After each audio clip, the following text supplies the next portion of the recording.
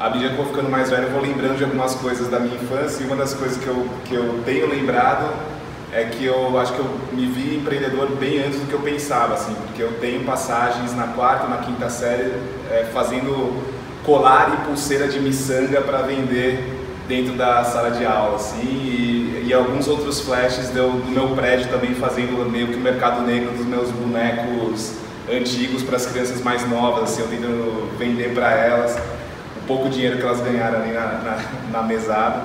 E eu acho que isso de alguma forma sempre me acompanhou. Dentro da escola e do colégio eu sempre fui um aluno bom, mas assim, nunca me empolguei muito assim, de fato com aquele processo. E na minha família, o meu irmão e minha irmã faziam cursos de piano e de violão, etc. E desde pequeno e eu nunca quis fazer. Quando eu tinha mais ou menos uns 15 anos, eu não sei o que me deu, eu peguei um violão que tinha em casa do meu irmão e comecei com revistinha, tentar aprender a tocar. E aí eu aprendi, eu vi que eu tinha um jeito que eu não sabia que eu tinha para tocar violão, e eu aprendi 4 notas do violão e decidi que com 4 notas eu já podia fazer uma música, eu já podia escrever uma música minha, né? E aí eu comecei a compor, eu comecei a escrever músicas.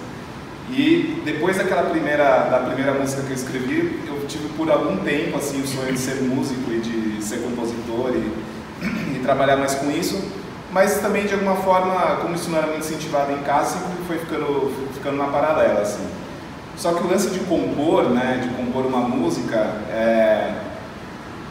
você não sabe quando você tem um sentimento de quando a música está completa, sabe? A harmonização dela inteira. Tem muitas músicas que ficam inacabadas, e tem algumas músicas que você consegue chegar naquele lugar que você fala, essa música está pronta, sabe?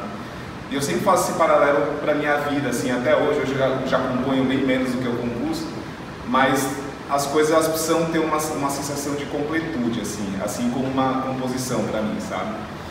E aí isso acabou indo também para minha carreira, né? Fui estudar Relações Internacionais, enquanto eu estudava Relações Internacionais, eu já me ligava muito em propósito, assim, eu queria trabalhar em causas sociais.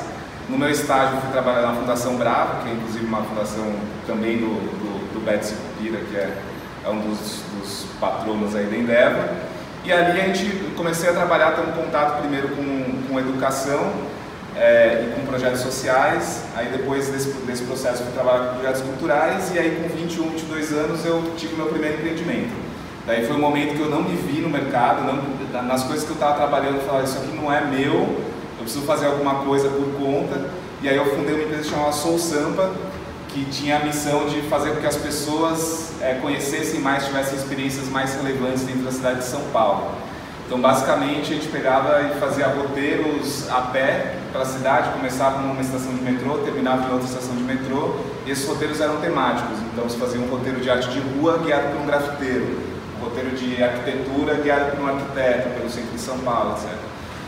E aí foi animal, assim, eu era muito jovem, não tinha nenhuma noção de negócio, era um negócio claramente que ele não tinha nenhuma escala possível, as pessoas tinham baixa predisposição para pagar por aquilo que eu achava que era muito incrível, eu era muito mais apaixonado por aquilo do que as pessoas, do que os meus clientes, assim. E aí, nesse período que eu tinha 21, 22 anos, eu fiquei 1 ano e meio com isso, eu aprendi muito, assim, tive muita... Acho que meu desenvolvimento foi exponencial, mas eu tive muito terror psicológico de empreendedor, assim, muito novo também, que eu tenho 3. Muito terror psicológico de empreendedor por ver um negócio que eu queria muito fazer e que eu não tinha a menor ideia de como fazer aquilo acontecer. Então, estava terminando esse período de 1 ano e meio,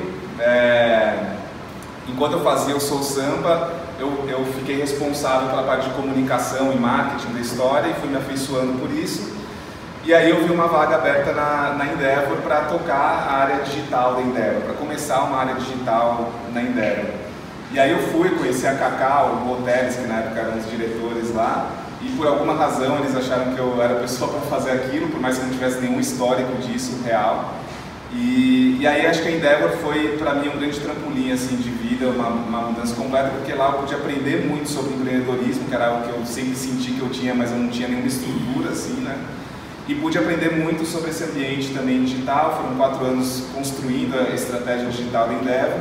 E um dos projetos, né, a visão que a gente tinha era construir o portal Endeavor com projetos de conteúdo originais, assim, quase como um Netflix, assim, né? E um dos programas, logo no começo, que a gente tinha que fazer, que a gente viu a necessidade de fazer, é que a gente não tinha na Endeavor uma forma dos empreendedores contarem as suas histórias, assim, né? Então a gente falava muito de como fazer, ferramentas, etc., mas não tinha nenhuma forma que a gente incentivava as pessoas da forma mais genuína possível, elas contarem as suas histórias. E foi assim que surgiu o Day One, né? Então, fiz o primeiro Day One lá no Endeavor, foi lá no auditório do INSPER, e aí depois desse primeiro Day One a gente fez mais pelo menos uns 30 Day Ones enquanto estava lá, e o Day One cresceu muito mais do que aquele projeto inicial.